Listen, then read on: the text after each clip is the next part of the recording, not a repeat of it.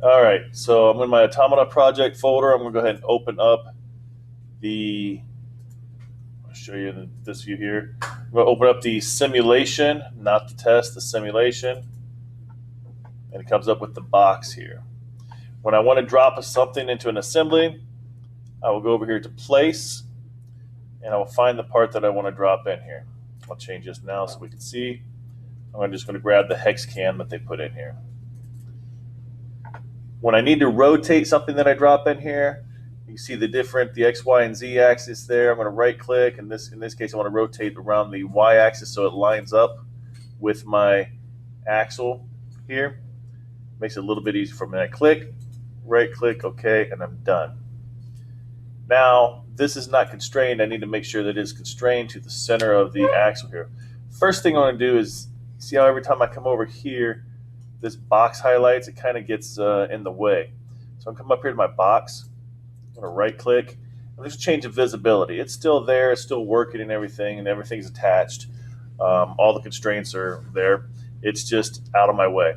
All right, going back to constrain. I'm going to constrain, and I'm going to go ahead and just mates the center axis to the center axis. Apply, and now this goes up and down the axis, but it rotates all around freely by itself. So I want to make changes to that. Go back to constrain again, and maybe I want to put this right down the middle, this work axis lined up with this work axis.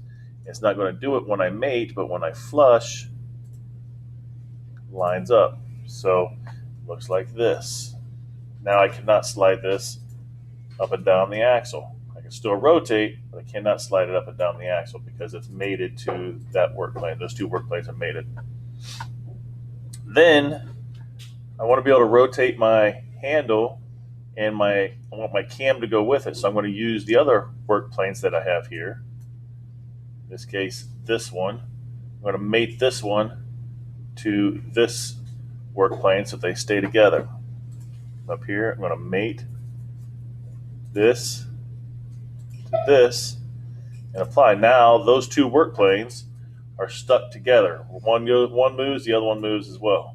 And I'll show you that here. Click, I rotate, there we go. What's left? When I rotate my cam, I don't want this follower to be going through my cam. I want it to go up and down and follow with it. So move this out of the way. I'll go back to constrain, and this time I'm going to go to transitional. I'm going to choose the underside of my follower, and I'm going to tell it I want it to follow this surface wherever it goes. And click apply. Now it will stay connected to that surface. As I rotate around, it's going to move up and down with it. It's pretty simple, right? Go back to my home position. I'm going to bring my box back in for a reason, because I need to create some type of angle constraint between this work plane and another work plane. So I'm going to bring my box back in, right click. I'm going to go to visibility, turn it back on. And now I'm going to constrain this work plane to this, it's kind of hard to see, this front surface right here.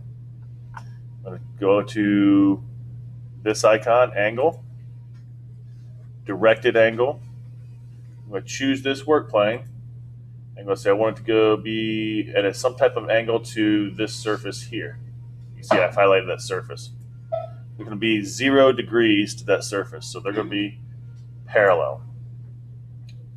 If I click OK right now, I click apply, that means that this will not rotate because it's locked at a 0 degree angle.